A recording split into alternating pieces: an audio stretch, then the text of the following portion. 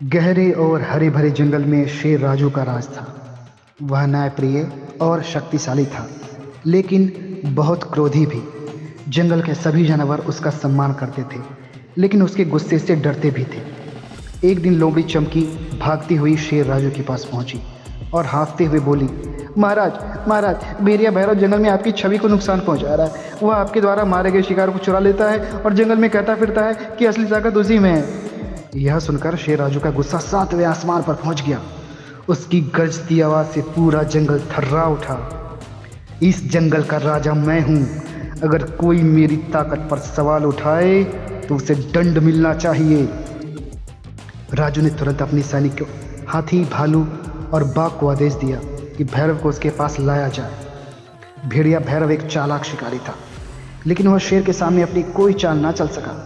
जब सैनिक उसे पकड़कर शेर के दरबार में लाए तो भैरव ने भय से कांपते हुए कहा, महाराज, मैंने कभी आपके खिलाफ कुछ नहीं कहा, यह सब झूठ है। लेकिन शेर ने उसकी एक न सुनी।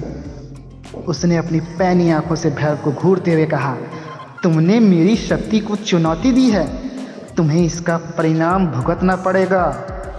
जंगल के सभी जानवर यह सुनकर डर गए। हर कोई जानता था कि शेर के क्रोध का मतलब केवल विनाश था, लेकिन तभी एक धीमी शांत आवाज ने सबको चौंका दिया, राजा राजू, क्रोध केवल विनाश लाता है, पर क्षमा से सच्ची शांति मिलती है। यह आवाज जंगल के सबसे वृद्ध और बुद्धिमान कछुए संतोष की थी।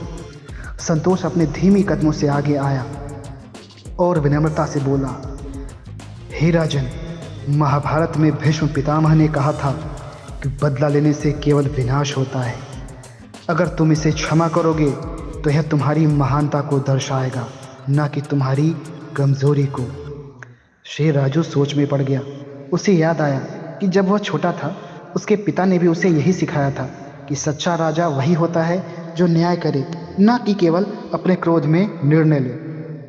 वह भैरव की ओर देखता और जब आंखों में आंसू लिए खड़ा था, भैरव ने हाथ जोड़कर कहा, महाराज, मैं अपनी गलती मानता हूँ, कृपया मुझे क्षमा कर दीजिए। मैं वचन देता हूँ कि अब कभी भी चोरी नहीं करूँगा और जंगल की सेवा करूँगा।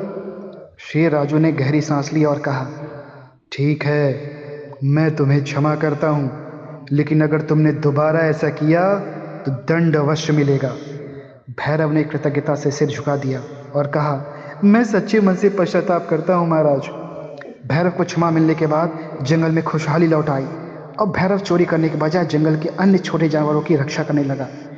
एक दिन कुछ शिकारी जंगल में आए और उन्होंने छोटे खरगोशों और हिरणों को पकड़ने की कोशिश की, लेकिन भैरव ने बिना डरे उनका सामना किया और उन्हें भगा दिया। शेर राजू ने यह देखा और मुस्कुराया और कहा, कभी कभी क्षमा का परिणाम प्रतिशोध से कहीं अधिक अच्छा होता है। सभी जानवर तालियां बजाने लगे और जंगल में शांति और प्रेम फैल गया।